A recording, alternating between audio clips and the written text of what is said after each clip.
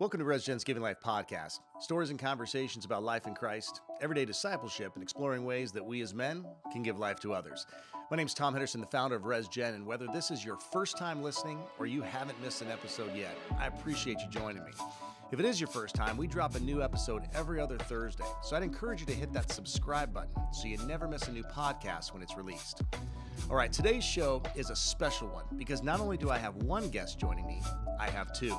Dr. Greg and Erin Smalley have been married for 29 years and have 4 kids. Greg serves as the Vice President of Marriage at Focus on the Family, and Erin Smalley is a licensed professional counselor and the strategic spokesman for Focus on the Family's marriage ministry. Together, the Smalleys develop and oversee initiatives that prepare individuals for marriage, strengthen and nurture existing marriages, and help couples in marital crises. They co-host the Focus on Marriage podcast, and they have authored or co-authored many books, including Reconnected and Crazy Little Thing Called Marriage. On today's show, we're going to be talking about, you guessed it, marriage. Specifically, we are going to be discussing the 10 things that every woman wants from her husband. I don't know about you, but I'm looking forward to this one, and I think I'm going to learn a lot. So you ready? Here's my conversation with Greg and Erin Smalley.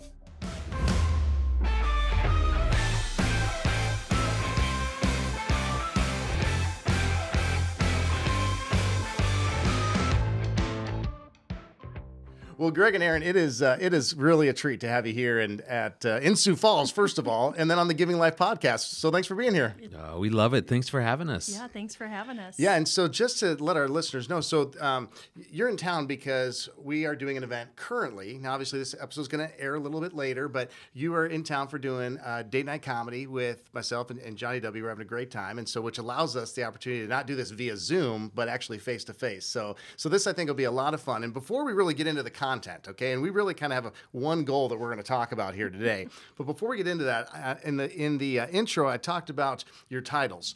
And Greg, I just need to know, first of all, with you, the Vice President of Marriage. Okay, so I mean that's a lot of pressure. Yeah, that's a pretty big title. Is that something that you had to run for? Yeah. Or did you have a run and then if something happens to the President of Marriage, you have to be ready to step in, or like who is the President of Marriage? You. Yeah. Yeah, an amazing woman. Her name is Erin Smalley. So if anything happens to her, I get somehow I get promoted. Yeah, it actually has been an honor serving in that role at Focus on the Family. They were looking for a couple. About 10 years ago, they had really no one focus every day on how do we strengthen marriage, and so they were looking for a couple. Actually, it was the strangest thing at an airport. I was waiting on a flight. I just glanced and noticed Jim Daly, the president of Focus on the Family. We'd done some radio with him before. Okay. So I was like, hey, Jim. and Jim and these 2 other gentlemen just stared at me as if they were looking at a ghost. Like, well, you know when someone looks at you with just kind of that, just that pause and that weird kind of mouth drop. And I get that look from my wife all the time. Well, yeah, so you know what I mean. So I walked over there, and Jim goes, "This is so weird," and so we're all freaking out because we're literally talking about you and Erin right now, and there you are. And he just shared board meeting. Yeah. They really challenged him. Who are you going to bring in? And they were going, man, we'd love it if Greg and Erin would come. And so ended up talking with him, hearing the vision that Focus had around marriage, and prayed, did a lot of praying, and now 10 years later, Erin and I have been given leadership to that area, built a fantastic team, done a whole lot of stuff around marriage, and we just want to help couples prepare well for marriage, and those of us who are married, how do we keep that marriage strong? And then there's the couples that get into crisis, and we want to help them as well. So we've been doing that for 10 years. Okay. So. Yeah. That was maybe longer. No, that's great. That's a great story. That was very good. Well, I'm done talking, so I'm just going to let you and Erin have a conversation. That was a good story. Okay, so and then Erin, I want to move to you now. Okay, so you're the strategic spokesman. So is that where you basically tell? And by the way, this day and age, it's spokesperson. Oh. Yeah, we just read about that this morning. Because Microsoft Office Suite now is correcting for that sort of language. Okay. So that is poor podcast hosting. Hosting is what that is. So strategic spokesperson. We were worried about being on for that very reason. Yeah. So Okay, so tell me what a strategic spokesperson does, Erin. I just boss him around. That's what I wondered. That's what I wondered because I just figured. So you speak and he listens. And he listens. He responds. He does. Yeah. Actually, it's creating content Yeah. and radio interviews, podcasts, filming Events. whatever they tell me to show up to in events. Yeah. So, yeah. And then I'm also a private practice counselor. Yep. So I see couples and individual women. I always say over the age of 19. Okay. Not teenagers. Okay. I have my own teenager Yes. at Yeah. home. Exactly. Other So- than me, Yeah. is what she meant. So. Yeah, so it's a good thing, and we get to do that together. We do. Yeah. And minister together. which 30 is years really of great. marriage. Yeah. Right. So That's amazing. That is so cool. Now, so when you spend a lot of time together at work, and you spend a lot of time together at home, because sometimes if there are in my house we call it intense fellowship. It's not really arguing, it's intense fellowship. Yeah. So but sometimes Deep when discussions, yeah, exactly. And so when there's times of just constantly being around each other, that's probably something that is really awesome at times, but then also can create some challenges at times. yeah. The story that comes to mind is we had a disagreement one morning, and we were both going to Focus, and so you got to Focus first, I got there next, and I just marched right into his office and sat down and shut the door, and we just had a conversation. And I got up to leave, and your next appointment was coming in, and I looked at her and I said, "Good luck." Yeah. It didn't go so well for me, so yeah. I love So that. not often. We Yeah. typically do really well together Yeah. at work, and we enjoy Yeah. what we do so much together.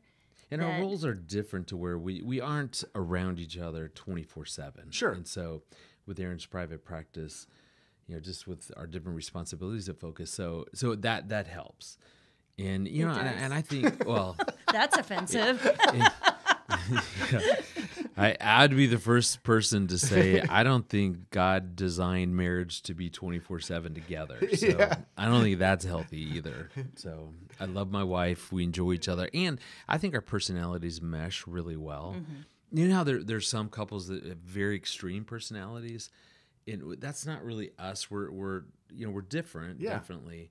But there's a good synergy. But not extreme, and so Yeah. we enjoy being around each other, and, Yeah. and We laugh a lot. Yeah, we do we well. have We have fun. our disagreements. And Sure, just like we anybody. need to have our conversations, as Erin was calling them, and But I think we know you how also to have a work through shared that stuff. passion. We do. I mean, and that's just to even have that shared vision of passion of what you want to see happen. Yeah, which is not just in helping your Greg marriage. become healthy. We both share that strong passion to help me grow into the man that God and Erin hopes that I will become. So Hey, I have good influence. exactly. That's what the research shows. I love it. Yeah, See, her and God have worked hard. So Yeah. all of this, what you're seeing right now, that's that's thanks the to fruit of God it. and That's Erin. good. That's Exactly. good. Okay, so I think that this is going to be a time where hopefully it's very helpful for listeners. Obviously, I think the audience is a lot of men that listen in, but we do have some gals that listen in as well, and so I think it's going to be helpful, just this conversation, and I'm very excited about it. And so I just want to kind of dive in on this topic because there are 10 of them and we don't have all day. But so we might expand on just a couple of them more than the others, but this whole idea of like 10 things that every woman wants from her husband. And, the number 10 seems a little bit overwhelming, I think, at times for guys, right? I mean, because guys are like, wait, you need 10 things? I know. Well, I wrote a book called 10 Things Every Husband Needs from His Wife. And Greg always says, yeah, no, 10's too many. Yeah. I think there's 3. Yeah. Well, actually 2. Yeah. Oh, 2. Like feed me and sleep with me, Yeah. and That's I'm it. pretty good. But then I after always say, that. you know what? The book says 10 things, and you notice whose name the author is me. Yeah. So I get to decide. So we get those 2 plus 8 other bonuses. Bonus so- points. Yes. Yeah, bonus things. Yes, okay. But I tell you what, Yeah. what I love about this is that Erin truly is one of the best marriage counselors that I've ever seen. I've had the privilege of training lots of marriage therapists over the years, and we've started marriage ERs, we call intensive programs, and so I've done all that. And I tell you, she's truly one of the very best. And so it's almost like we get an opportunity today to have one of the best marriage counselors coach us as men, as husbands. That's great. My wife is so thankful right now for this episode. She's so thankful. I mean, this is one that she's going to be like, hey, you should listen to that one again. Yeah. I mean, I know you hosted it, but you should listen to more. We're going to listen to your podcast again. It'd be fun. This would be so fun as a call-in. Like, guys just call in with your questions. Because she's amazing what she does. That's one of the things that I need is that praise and affirmation. Yeah. Which is a good example of number one. Yeah. That's a great segue. Okay, so let's get into it. Let's talk about, I know we just said 10 things every woman wants from her husband. Well, let's there's no place better to start with one. So Erin, so are you going to start this out with what is the number one thing? Well, this is going to sound counterintuitive, and kind of the same thing that I started the 10 things every husband needs from his wife book is that what I really desire to see in my husband is that he is well cared for, that he is becoming and growing into a whole, healthy individual, which sounds kind of like, huh? Yeah. But it's so true that we want to know that he has something to give, that he's not giving from that place of emptiness, because when he walks in the door after pouring out all day at work and, is exhausted, if he's well cared for, well, he's going to have more to give me as well. Yeah, it's got to, we just flew here, so, we get the speech, in the event of emergency, the oxygen mask will drop down. What do they always say? Put the mask on the person you're next to. Put it on your kids first, right? Negative. No. Yeah. Right, because if I pass out, if I go down, then I can't help anyone. Right. So I could have all the desire to go, man, I want to keep growing and learning as a husband, and yet I'm exhausted, worn out, empty. I have nothing to give to her. And so that's why for us it always has to begin there. Instead of focusing on what does Erin really want, I've got to have something to give. And that's what she's meaning by it's counterintuitive. Like, let's just focus on what she wants, what her desires are. How can I be a better husband? And if we're not really figuring out, we always say to be well cared for, it means you've got to figure out what gives you rest and what gives you life. And those are the same, that's kind of the two sides of a coin. I need to find things that really recharge me. So think of it as a cell phone. My battery's at 1%. Well, what can I do in this moment to begin to recharge and give myself rest?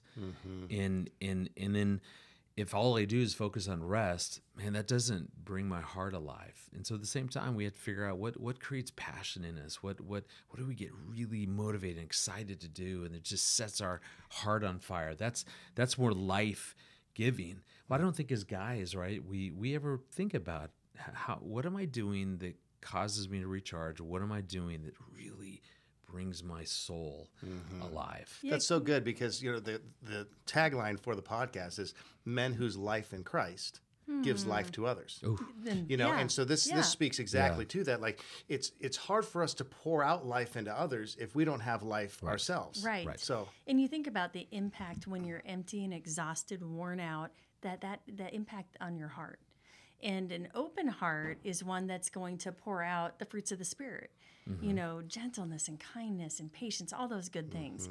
Versus a closed heart is when we are irritable, we get angry, and someone else has a need, and how dare you? And so, of course, it's very attractive when Greg's heart is open and he's full. And, not all the time, but when I see him pursuing taking care of him, and not in sometimes when people hear that, they say, oh, that's narcissistic, that's self-centered. But when Greg is taking great care of himself, I should benefit, the kids should benefit, everyone he interacts with should benefit. That's the evidence. If I'm doing that job, and it's the greatest commandment, love God, love others as you love yourself. And loving yourself means you are well cared for, full, whole, healthy, you have something to give. That's really what that means. And I think of so many couples that come in, and especially the husbands feel like they've got to just keep giving. But then what ends up happening, their heart shuts down and they're exhausted and they're not connecting with their wife because their heart shut down. And so often I'll say, so how do you take care of you? And they're like, oh, there's not time for that. And in many ways I want to say, there has to be time for that. Otherwise, you can't keep doing what you're doing. You're gonna burn out. Yeah, 2 negatives equal positive in math, but 2 negatives in a marriage do not equal positive marriage. I mean, 2 healthy, full individuals can create that marriage that they both want. But so that's why I always say we could talk all day long about the tools and skills of building a great marriage, but the 2 people aren't whole, full, healthy. You're not going beyond that. Right. Yeah. And I'm sure there's a fine line a little bit, because it can't be like, okay, well, I need to go golfing again. Okay, like because you could We hear well, that now example I'm over caring all for the time. myself. I'm going fishing for the third time we this hear week. Well, I'm a hunting widow, and Oh, sure. and the truth is, if you're doing something and you're saying, I'm doing this to take care of myself, like Greg said, the evidence is when you get back, you're going to have more to give. Yeah. And if that's not happening, well, then it is self-focused. Yes. And, it's maybe out of balance. And, it's accepting your wife's influence. Like when you get back, ask her, hey, do I come back more full and alive when I've been out fishing, on the river all day? I will say Greg does that. He will drive totally opposite of what I would do. We live in for Colorado, self-care. so I drive into the mountains. Yeah, he'll drive, an hour and a half to go, at like 4 a.m., and he'll go and he'll fish all day, and then he'll drive home. Sure, he's physically tired, but he comes home and you can just tell his soul is alive. My That arm he is sore from reeling in all those trout. Yeah, You're exactly. sunburned. and- I'm an angler. I'm an angler. Okay, that's what I am. I mean, I'm gonna brag. I've got pictures though. If you want to post one of the trout I caught. I don't got pictures of my kids, but all the fish I got. Fish. Literally, the picture of this one fish comes out at every single seminar that we It's are about at. a 10-pound rainbow. Come Oh on. man. Yeah, he's very well, proud. You'd Right love on it. a fly in this beautiful When I lived Colorado in Portland, River. Oregon, I would go fishing on the Columbia. Oh, yeah, I've done And that. so, Yeah. so I was lucky enough to Yeah. catch many salmon. I was gonna say on the salmon, Columbia, yeah. and then Yeah. grill that up fresh and all that Yeah. kind of stuff. So we Yeah. could have some fun Nice. out there. But Yeah. so okay, so let's just say someone Steelhead. And I know this is only the first one. This is only the first one. I mean, Yes. we're already in this 10 minutes. But so let's just somebody that I don't know how to care for myself. So like I've never really put the focus on that because I'm so focused on, providing and performance and all this kind of thing, which I think that a lot of guys do struggle with, I struggle with perfectionism and, so I just know that sometimes those things could be like, you're in a trench. I mean, you just can't get out of that. And so where does a dude start if they want to, I need to care for myself. Yeah, and that's why we were saying that so many ways that it can be overwhelming to go, what does that really mean? We just narrow down to go, write the word what helps me to recharge. Make a list. Every season, that's going to be different. In this season, in my life, what is it? Especially, I love being outdoors, so that outdoors gives me life, but it's freezing cold in Colorado like it is here. A lot of snow. I'm not fishing. Yeah. Now, and so it's thinking about, Well, you okay, could. I could, but no, I hate to be cold, so I don't want to do that. It's just going, what is it that gives me rest? What is it that helps me recharge? And then number 2, what gives me life? What just brings my heart alive when I do it? Like so fishing, exercising, going to a small group men's study or just whatever. It doesn't matter. Just think Or about one of this your season. events. Yeah. And if that man is going, I got nothing. Okay, sit down with your wife and say, what do you notice that when I do it, it recharges me, or when I do it, it gives me some life. And your friends, because obviously, I mean, friends. if maybe your marriage is not one that's a common practice to even talk about stuff like that, which a lot of marriages, it's maybe there's not a lot of deep conversation and those kinds of things. I mean, I know that that's what we desire and what we want to talk about here today.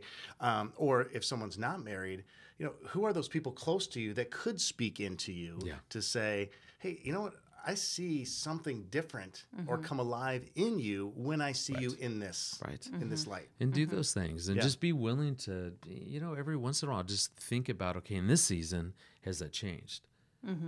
And it's not that you're asking permission to do this, because it's recognizing that your heart, you're responsible. You're an adult for you, for your physical, emotional, spiritual, intellectual health. And so you're not asking permission, like, hey, can I take care of myself? You know, your wife wants you to do that. Now, hey, what would work best would be nice. But, you know, once you are taking great care of you and you know, what gives me rest, what brings me life, then it's even a great opportunity to assist your wife in that. Hey, how can I help? Yeah. Not your job to make sure that she's well cared for, but you absolutely can assist. You know, hey, can I take the kids today while you go out shopping? Because that's something I would do over driving an hour and a half to go stay out on a river all day. Yeah, that's the beauty of our differences. Yeah. But I'm telling you, because your family will fight you. And I always laugh that our youngest daughter, Annie, you know, in the morning, one of the things that Erin does to care for herself is that she'll go, you know, before kind of COVID, she'd go to a cycle studio. Yeah, the so I cycle would go and studio. spin in the morning. But Annie would just be so irritated by that. Where's Mom?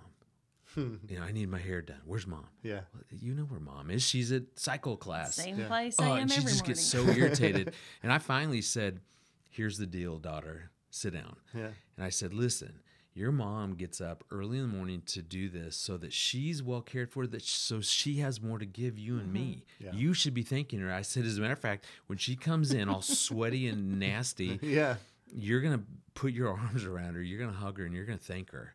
Yeah. And it was so funny that when Erin did come through the door, you know, Annie kind of, you know, teen, just walks up there and grabs Erin and throws her arms around her and just goes, Mom, thank you for going to spin class. I know that when you're well taken care of, that I benefit from that. Wow. And then got a storm off. And I'm like, what happened here while I was gone? But it's so true. Kids will fight you. Your friends will fight you. So it's just looking at, you know, it's our job to make sure we are well cared for, both as husband and wife. And when we do that, then the marriage is a healthier one. The healthier the individuals, the healthier the marriage will be. Yeah, that's good. Okay, so that's the first one. And so now that we fully understand that, and everyone's going to be well cared for, but no, that's a great idea to start. Great place to start. So what's another thing? What is another thing that every gal wants from her husband? Yeah, I would always say to husbands, then let's go straight to where the Apostle Paul's really coaching guys on what is being a good, godly, growing husband, and that's Ephesians 5.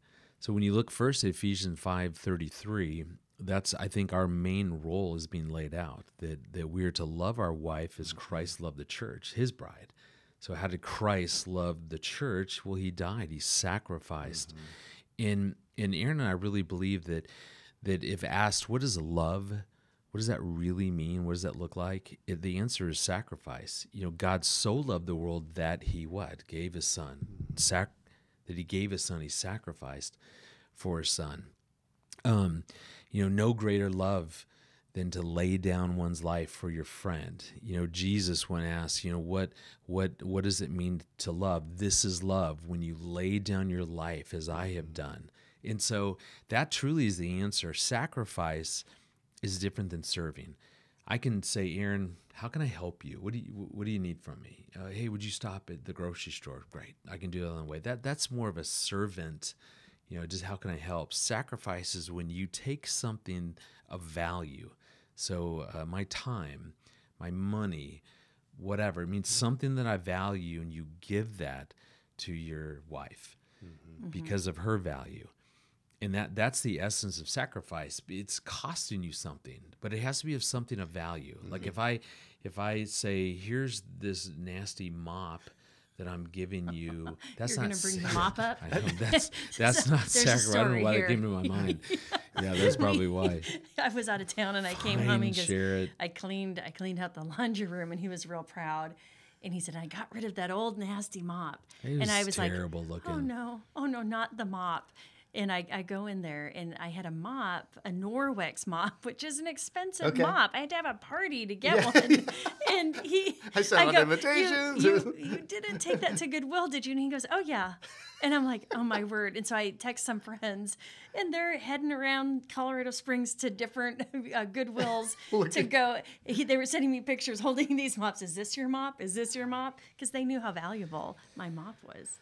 Yeah, so me giving this nasty mop to Goodwill was not sacrifice because I didn't value it. versus, Erin loves to have our bed in our master bedroom made every day. Like, I hate that. I love the Jim Gaffigan, the comedian, who was talking about making a bed. He goes, it's like taking off your shoes and tying them. That's the same as making a bed. Like, why?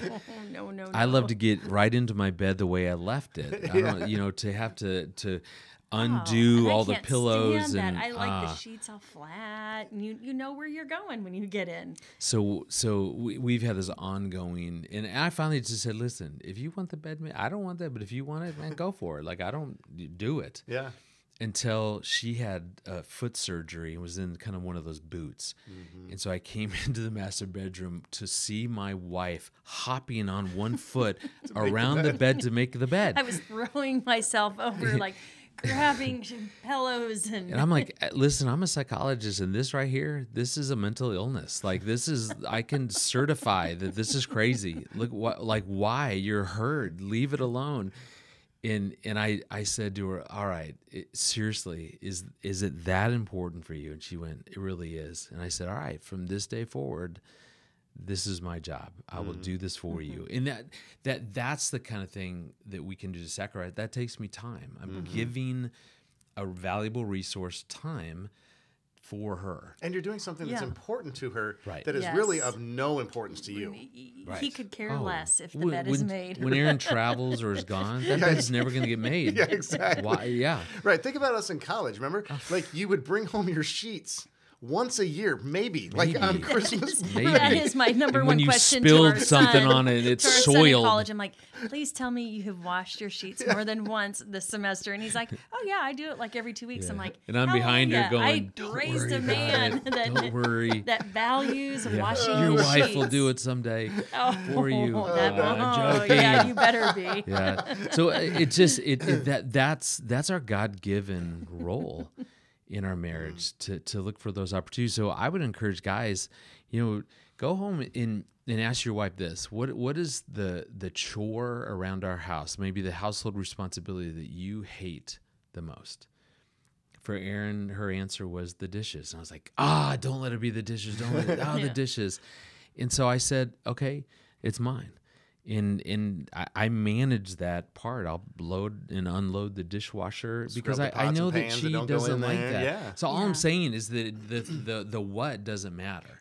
It's the heart behind it going, I want to own this. I want to sacrifice for you, because that's living out exactly what Christ did for his bride. And I will tell you, I never feel more loved when I walk into the kitchen after he's been up, he's taken Annie to school, he's off to work, and I'm like, the dishwasher's empty. And I feel so loved. And then when he's traveling or gone and I have to do it, it just makes me appreciate him so much, because I'm like, oh, he does this every day. He empties the dishwasher, which is just it just speaks so much love to me. What I like about that is, there's a lot to like about it, but what I like about it is that it's sometimes, we tend to serve or sacrifice in a way that we want to be served and sacrificed for, so like the whole like love language idea, right? Where it's like, well, I really like to have this done. So I'm going to do this, and then she is going to be amazed. Like, she's going to love this. It is going to be just like, she's going to I'll tears of joy X, and Y, all and this. Z. Right? Oh, yeah. But it's not necessarily where she's at. So Right. so that's an important question of saying like, hey, how can I serve? How can I sacrifice? How do you feel love? Yes. That's a key. Those are key questions, and not without the expectation of then she'll affirm me, or she'll want to be more intimate. We'll have extracurriculars later, exactly. right? Yeah. and that's why the motivation is because God has said, hey, as a husband, this is what I've created you to do within your marriage. So just do that. I tell you, this is a little bit. Probably if we updated this list, I'd have to figure out what number this is. But tell you another one, the big epiphany during COVID for me. Remember when we had the big lockdown way back, March of 2020? Yeah. All of our adult kids came home, kind of weird, which as an introvert, I thought I died and gone to heaven. Like, oh my goodness, we get to be together and stay home. I don't have to meet or talk to anybody. And as an extroverted mother of 4, I was like, oh my gosh, this is going to be what? They're all going to be home, which I love having them all home. Totally. But the first thing that comes to my mind is 3 meals a day. Yeah. And I'm still working because I'm a therapist and I was on telehealth and Yeah. working more than I had ever worked. And like, how am I going to get 3 meals a day done? And so I was like, you know what? I've got adult children. I've got a husband who is an adult. And going to do the And dishes. yes, and make the bed. Yeah. And they can cook. Like, I know that they can do this. And so I sat everybody down and said, okay, who's cooking? Yeah. You know, Well, I'm willing to do it equally. Her exact words were, "I ain't cooking for y'all." So she Went goes, straight south. she said, "You guys figure this out," and then just walked away. So being the spiritual leader, I had everybody draw lots or Yeah. cast lots, Yeah. and I lost. And so, no, I said, hey, Erin usually did the cooking, I did the cleaning, but I said, hey, I want to, during the season, I want to figure this out. I want to grow as a chef in our family. And here was the epiphany. So here's what I began to notice. So as the official dinner cooker, preparer, what I would do then is I would, about noontime, I'd start to think, man, what am I going to cook for dinner?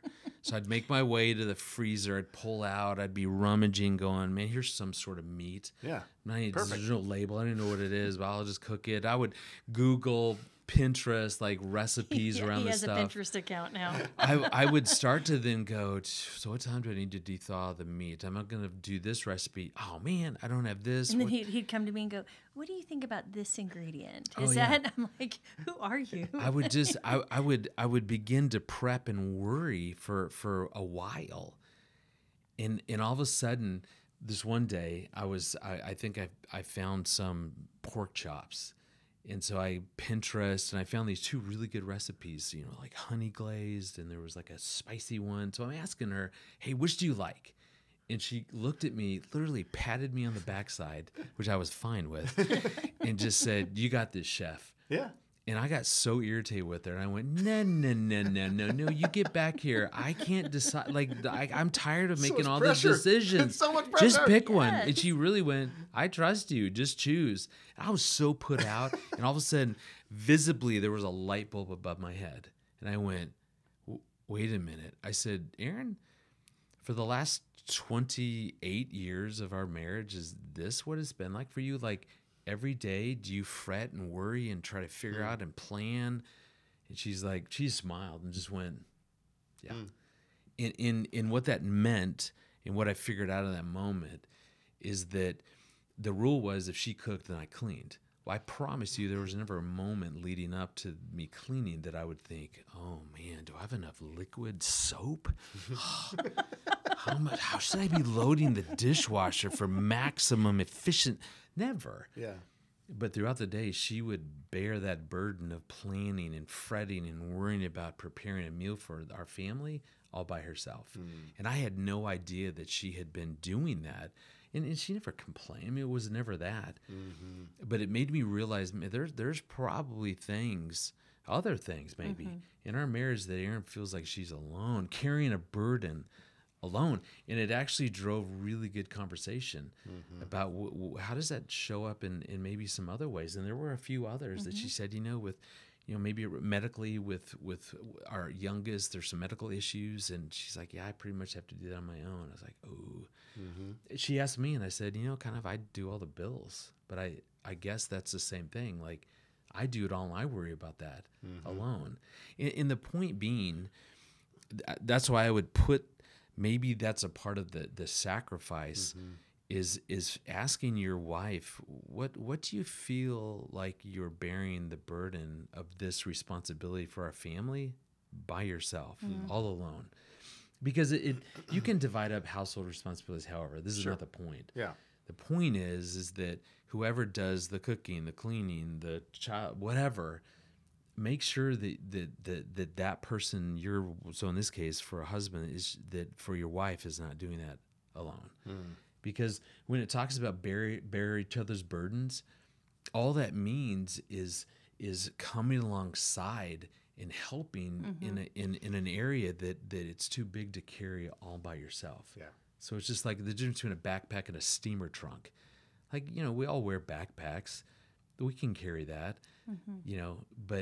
but a burden is something that shouldn't be done alone. So figure out what that is in your own marriage. What a question to ask. And I can tell you, he has just gotten so good at like preparing meals, like spontaneous, because he's watching. Yeah. Where do I see that Erin is feeling alone, or where do I see her overwhelmed? How can I step in? And gosh, I'm telling you, if I've been at work seeing clients all day and I walk in at 7 p.m. and he's got a meal on the table with me not even asking, just so, I feel so loved and so cared for and so seen. That's and that great. Is just such a need for a woman. Yeah, that's great. For a wife. That's good. Okay, so let's keep on moving down the list here. I like where this is heading. So let's keep going. I would say, so I'm going to go out of order here. No, feel free. I'm going all the way to number 8. We don't know the order. We don't know the order. This is messing me up. I'm going done. out of order because this is a big one. Yeah, and this is one. And I think it's good, Erin, because we're not going to necessarily have the ability to unpack all of them. So I think that's great. This is one that I see with couples I work with all the time. Typically, when a couple comes into my office, it's not because they feel so connected and things are going real well. Typically, when they come in, they're disconnected, maybe living parallel lives as roommates versus soulmates, and there's a longing there. And typically what the longing is within the woman's heart is to be emotionally connected to her husband. Often, and not always, men, and this is very stereotypical, but they say, what is it, the 80-20 rule? 80% of the time, this is true, that men typically will go logic, and I want to fix things, and let's think about things. Yes. And we'll connect that way. Well, there are times that I absolutely want to connect brain to brain with Greg and that we can think through a problem or problem solve. But I can promise you one thing that would mean so much to every single wife I know. And it would, again, 80-20, sure. 20% of the time, wife might say, yeah, no, that doesn't do it for me, is emotional connection. Connecting with your wife heart to heart. And I know for most guys, they go, I don't even know what that means. Heart to heart. Yeah. Some simple things that you can do. And this is what I do with the guys in my office. I'll say, okay, so an emotional connection. So they're dialoguing, interacting about something else. I say, so how do you feel about that? And I'll get this blank stare. And Greg always says, don't even ask me that question. And he's a psychologist. So, but it's just being aware of throughout the day, like what's going on inside of me? What am I feeling? And there's this thing called a feelings wheel. And it's circles, and there's hundreds and hundreds of feeling words. You can print one off. Just Google feelings wheel. Okay. Print it off. Or pull it out, have a screenshot on your phone that you can pull it out and, look at it and go, there's like little categories, primary emotions on the inside. I'm sad, I'm mad, I'm happy, whatever. You start there and then you just follow it out. And there's, am I this? Am I feeling joyful? Am I feeling overwhelmed? What is it that you're feeling? And just getting really good. 3 times a day is what I always say. 3 times a day, really check in with yourself of what's going on with me. And so you want to really score some bonus points. You come home and you're sitting and having dinner with your wife, to say, hey, I would love if we could share some feelings. First of all, look, that totally made it. It brought a tear. You can't see it was trickling down the left side of Tom's cheek. I just love it that you said, and I recommend 3 times a day. And I'm just thinking of all the dudes I know that would be on their phones looking at their feelings wheel 3 times a day. And if they looked at 3 times in their life, I'd be amazed at some of these guys. You know what I'm saying? But, it's just checking in and being aware of what's going on. And so come home, hey, can we check in? Because we shared some research last night at the event that 10 minutes a day of connecting heart to heart about inner life stuff can take your marriage from good to great. And they find that super successful couples are sharing 10 minutes a day. I mean, it doesn't have to be 10 minutes in a row. It can be 5 minutes in the morning, 5 minutes at night. But just coming home and going, hey, so how you doing? Tell me how you're feeling. The nice thing about that is you don't necessarily, like if you're on the road, because we're starting to travel more a lot, with, kind of figuring out how to travel with COVID and all this stuff. Yeah. You can have that conversation. Obviously, it's much better face-to-face within close proximity, but you can do it on the phone. Yes, the research shows that, FaceTime, audio, whatever, it all has the same impact. And if it's, feelings, are too, if you're like, that's too much, think about what's the best thing of my day, what's the worst thing of my day. Some people call it the roses and the thorns. So the roses of my day were, I got a compliment at work, or I got a raise, or, I got to have lunch with a buddy. What's the thorn of my day? Well, this project I was working on crashed and it didn't do well, or I did a presentation and it didn't go well, or, whatever. But that is the stuff your wife is longing to know. She wants to know what's going on the inside. Think about it when we're dating, engaged, we talk about that stuff all the time. Well, here's what's interesting about this. So just think of, it's two guys here and Erin. Erin takes a list that I've created through interview and talk to Erin, but where's the place that she goes first? Like, it's her turn to lead with one of these 10 things. Where does she go? She went straight to, I would like to be pursued emotionally. Now, so here's my question. So Erin, in the counseling that you're doing, in our own marriage, how often do you see this being true for wives? How often do you feel invisible, even in our own marriage? That's a hard one. I mean, if you were being honest, and it won't hurt my feelings about that way. Like for me though, like because not we have me not really knowing you deeply inside, like that inner life stuff. Do you feel like a lot of women feel invisible? 100%. What I would say is we've been very intentional about this and having these conversations, and as well as when Greg doesn't initiate knowing me emotionally and knowing my heart, or when I'm feeling invisible, I'm really good at bringing it up.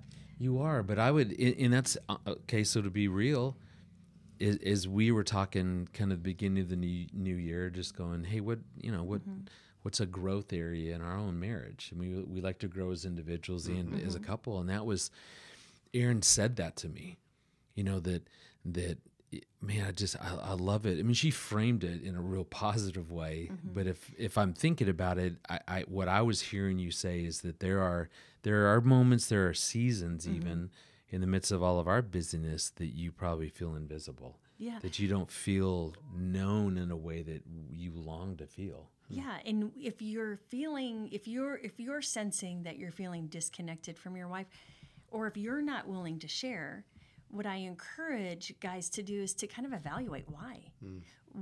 Where's the roadblock is often what I'll say. What's blocking you from turning toward and leaning in and sharing? Typically, there has been, you trained each other that it's not safe. There's been conflict that's been unresolved. There's a fear. What's my fear of sharing? If I am vulnerable, what does that mean? It's a risk. And so, yeah, it's something that we are always working on. I think today I feel seen and known.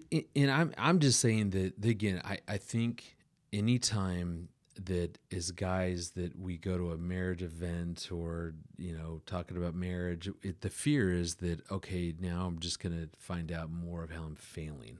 How else am I screwing up? How else do I not measuring up as a husband? So I understand the vulnerability of talking about, even what we're talking about, the risk is that it's, you're just showing me, okay, I don't do that, I don't do that. I'm 0 for 10. Thanks a lot on all these things. In versus just going, man, what would be maybe that one thing for this year? I want to make 2022 within my marriage a year of, and for me, it really is how can I really initiate and actively pursue Erin around her inner life? Because I don't know, I'm just sensing that women feeling invisible. I think that is a huge issue within marriage. I just don't know. I mean, again, I'm not picking on guys because I'm right there with us all. Yeah. But it's probably a place that if we chose a growth area, man, what an opportunity. Yeah, and as much as I want Greg to know me, I think a lot of women out there are going, I want to know you. Like, what is it? Yeah. What's going on? What are you thinking? What are you feeling? And I want to know that about you. And so as much as you're encouraging the guys to know their wives, it's also being willing to step To out be and vulnerable to be and seen. share. Yeah. Yeah. Which is hard. It is that's- hard. Because we don't sit around and look at a feeling wheel. No, I don't. We don't. But that's one of the things at RESGEN that we are consistently talking with guys about is establishing what we call bands of brothers, 3 to 4 men meeting together on a regular basis for the purpose of encouragement, encouraging one another in our walk with Jesus, our relationships with our wives, our relationship with our kids, living out our faith in the workplace, And that's being known. and that's being That's known. a great Yeah. practice. And it's creating that safety. So then hopefully through that's a safe place. But then maybe you can have some conversations with your wife that you wouldn't have before because all of a sudden you feel like you can share it. Because I think a lot of times you're right. There's men sometimes are, because we have to be tough, or we have to have it all figured out, or we have to, whatever. And part of it, I think, is because, we've been fed this lie from way back in our past. Yes. Right? Culturally, rule men don't cry. Yeah, exactly. I all hear of that Rub all some the dirt time. on it and move on. Right, Yeah. exactly. Yeah, and I'm so we're weak if I afraid to show. share Yes. our true selves. Well, Yeah. and then here's another thing. So putting the cultural stereotypes and what we've learned and what we've been told about emotions aside, physiologically, when a man is stressed, is there a man who would say, "Oh, I'm perfectly calm, I'm at peace, No I have no stressors. stress"? Come on, we're all stressed. But when we experience stress, in oxytocin, that's what your body naturally produces when you're stressed. When oxytocin, I'm saying that wrong. Oxytocin, Thank you. Mixes with testosterone. So in our body, the what it creates is a strong desire to go into the cave. We want to isolate. Right. And so, so put aside even what we've learned and what the culture encourages us. It's physically when we are stressed, we just want to go and be by ourselves. And so, what's interesting? And that's not an introvert extrovert thing. No, that's that's just physiological. that's how Yeah, God 'cause it's made our different. bodies. For women, when women are stressed and oxytocin is released, they call it the tend and befriend experience, because we want to tend to children and befriend other women because we want to connect, because that helps to lower our stress level. So you So can when imagine. she's stressed, she wants to connect with me, and I'm like, I don't want to talk to Yeah, you it or sets anybody up else. it sets up a dynamic. And she's personalizing that, going, I He just doesn't wanna connect and I'm with like, me. I just feel like I need to go be by myself. So we're fighting cultural messages, and we've Physiological. learned But also, physiological. So it's understandable why this is hard for us. Yeah. I tell you, seriously, the whole feelings wheel thing. Here's what helped me is that you can print off a copy of that. And it's around our dinner table. So when we do sit down to eat, Erin will often go, okay, to the family. So right now we have 4 kids, but there's 1 in our home right now currently. And she'll say, okay, Annie and me, 3 feeling words. And we're like, what? And so we just look at that sheet. And it's really can interesting. You tell he's a psychologist, I'm a therapist. Our 14-year-old Annie goes, I don't know what it feels like to be a normal 14-year-old. Doesn't have a chance. I have a psychologist for a father and a therapist as a mother. Well, then look I at your just asked feelings her, wheel. how does that Yeah, make you how do you feel? Yeah, exactly. But I'm being honest. Yeah. So it really helps when she asks that. I look at that sheet and I'm like, oh, I'm feeling this, and I'm thinking, I'm aware of that. He always chooses the word sexy. He Yeah. feels sexy. Well, given. Obviously, I was watching so on video. usually They're like, she'll I'll say, get it. besides sexy, what are Yes, 3? what else are you feeling? Exactly. But it really helps me to be known. Yeah. And then it helps me to know. So again, I get that picture, that view, that inside look at really what's going on Well, for and it Erin benefits and Annie. And it benefits you because it's part of that self-care piece Yeah. that you're taking care of your heart and identifying what am I feeling, because as we do that does decrease our stress level. It changes our brain activity. Yeah. And so That's not fair. only is it benefiting you, it's benefiting me to know you, but then our connection is strengthened Yeah. because of it. I just think, guys, we can make 2022 the year that, man, we pursued knowing our wife. Yeah. But we got Her inner life. That is a choice. Yeah. I mean, and that is a It is a decision that choice. we have to make, because Right. no one can make that for us. Right. Because you can want that all you want. I mean, all you want, whatever. But unless they make the choice themselves. It's to initiate that. Yeah. In women, we will try to coerce and manipulate and, just come on over here and talk to me. Just get frustrated. And so if you're sensing that from your wife, sit down with her and ask her, what are you really wanting? What is your heart desiring? And she may say, you know what, I'm really longing to have connection, emotional connection. Yeah. Let's do this. So here's the challenge for Tom, for you, for me, for you guys. Go to your wife, 0 to 10. 10 meaning you feel completely known in her life, known by me. 0 meaning you feel invisible. What number would you pick? And just be a listener. Yeah. And if she says a 3, don't defend it. Don't I was just going to say, check it. your ego at the door. Right. And just say, that failure wow. Piece. Just go, boy, that is interesting. Tell me more. Like what? Yeah. Help me to better understand. What is happening that makes you feel that way, and what would be happening if you felt like an 8? Say. Okay, yeah. What would move that number higher? Give me one thing. Yeah, give me one thing. Give me one thing that I could be doing. Because otherwise it does seem like an insurmountable mountain that you got to climb. Every time a couple comes into my office, I will check in and say, okay, so 0 to 10, how connected are you guys this week? And they'll look at each other and they're like, you answer first. Yeah. Okay. And so then but the question I follow it with is, okay, so what's causing you to feel connected at an 8? And what's one thing that would cause you to feel connected at a 10? It's, Let's do it as a challenge. But Let's hold each other accountable. I it takes courage. And what I like love is that you've got the God of the universe who will fill you with courage in those moments. Yeah. You don't have to do it on your own strength.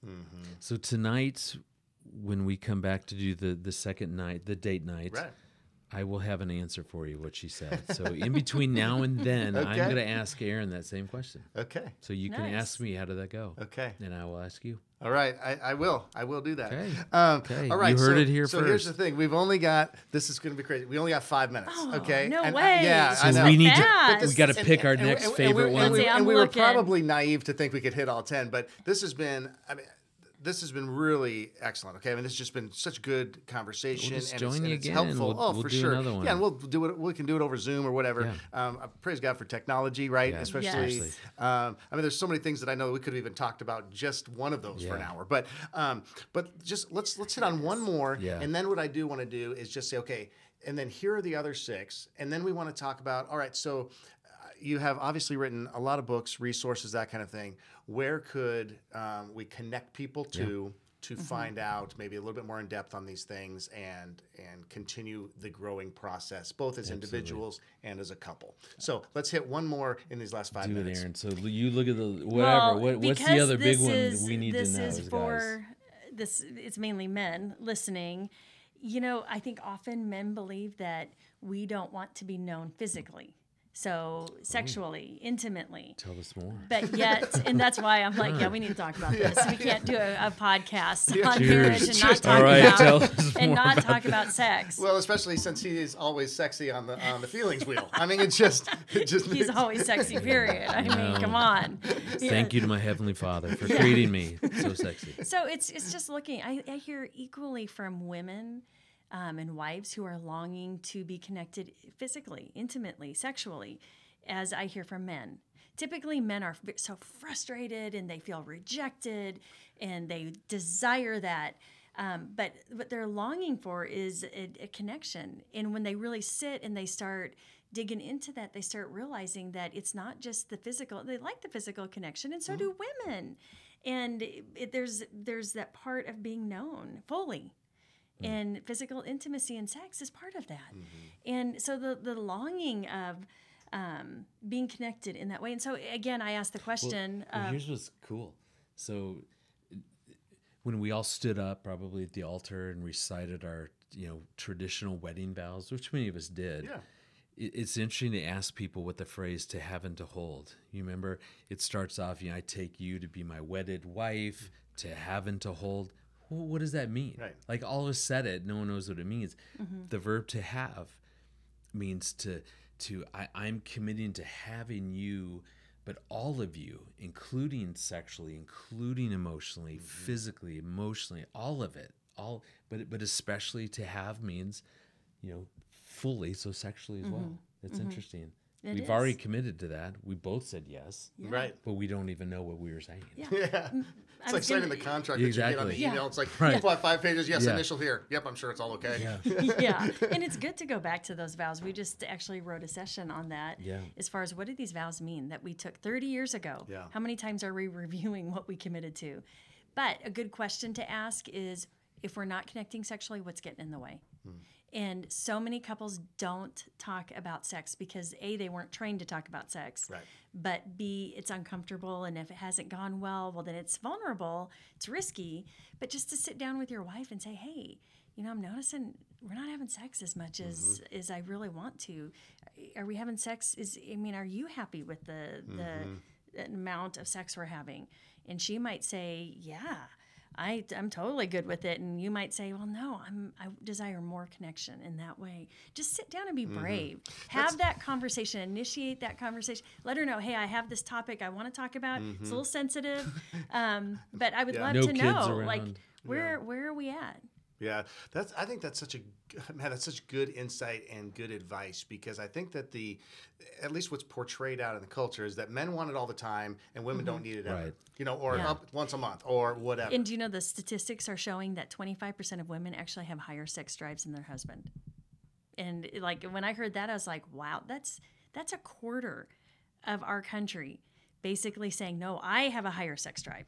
And so often when that is portrayed, these poor women who are silent end up going, what's wrong with me? Why do I desire it more than him? So we just say, make it simple. Have sex often in the way you both enjoy. Yeah. Just be sexy. just Not everybody can pull off this, exactly. but Well, and obviously there's probably, there's so much more, we could uncover, pardon the pun, of that and the unpack of that. But thank you. he's kind of dirty. Wow. That was I quick. didn't know this was an adult podcast. Wow. I know, I'm like, Great. Now it's going to have can a you rated say M from Assure on this episode. Exactly. Great. But, well, again, I know that we were only able to really touch the surface on so many of this stuff, but this, I think, in and of itself has been so helpful. But let's hit the other ones real quick. Just call them out for me, just so we can, and then we'll talk about just resources. And another one is to help her to feel safe and secure. Because when she feels safe and secure, her heart's going to probably open to you. Okay. Understand how she's different. So differences are there, but what does that really do? Do I really seek to understand that? To cherish her, to see her value, to nourish her. So to understand, what do I do that helps you to feel loved? That's what it means to nourish. Let's see, you talked about a lot of this. Be her teammates. In other words, when we make decisions, let's do them in a way that feels good to both of us. Yeah. Sometimes guys hear leadership in a home is meaning I've got to make decisions. That's complete baloney. That here we're one, we're of equal value. Let's figure out how to make decisions in a way that feels good to both of us. And then another big one, it is to be tender. And again, this is out of the scripture where we're really told to treat our wives in a tender way, or our prayers will be inhibited. So yeah, that's good. That's good. Well, thank you. This has been so fun to just sit at a table with you, and at least fun for me. I don't know if it's been fun for you, but this has been. I hated it, so I'm so thankful we're done. Yeah, but no, this was so fun. Please tell listeners so they want to find some resources of yours that you've written. Maybe there's one specifically out there based on this. I know that you talked about different books, so mention those, where they can find them, and then how they can connect with you further. Yeah, focusonthefamily.com on the marriage tab. Tons of resources. All of our books are on Focus on the Family's website in their bookstore, as well as if you're really struggling in your marriage, Focus on the Family has an amazing resource. 1-800, you can call 1-800, the letter A, family, FAMILY. And you can get one free session with a licensed Christian counselor to really help you talk through what's going on in your marriage or individually, as well as coming up with a game plan. So it's not a long-term service, but then they have screened therapists throughout the country, and so they can refer you to someone in your area that's been screened. Yeah. And, it's just a great resource. So if you're struggling, reach out. Don't do this alone. Yeah. That's good. Well, Greg and Erin, thank you again so much for joining me. Yeah, our pleasure. This has been a lot of fun, and I will take you up on the offer that we'll do part 2 sometime. We'll do it via Zoom or when I happen to be in Colorado Springs or something like that. And of course, I am going to hold you accountable to the question when I see you tonight. Right. I know that this episode's going to be... We'll compete. Who will have the higher score? Exactly. Well, there's a pretty good chance that you will because I'm pretty busy this weekend with all my events. My wife knows that this is a weekend that's very difficult to connect. Like finals week. Right, exactly. See, he's already making excuses. Excuse. I'm already making excuses. Right, oh my gosh, that's the worst. I'm the worst. All right. Greg and Erin, thanks so much for being here. Our pleasure. So much fun. Thank you. Thanks again for tuning into this episode of RESGEN's Giving Life Podcast. I hope you enjoyed my conversation with Dr. Greg and Erin Smalley today. If you'd like to connect further with the Smalleys or check out any of their books and resources, be sure to visit focusonthefamily.com. Well, that's all for today, friends. Thanks again for joining me, and we'll see you next time on RESGEN's Giving Life Podcast. Until then, continue being men whose life in Christ gives life to others.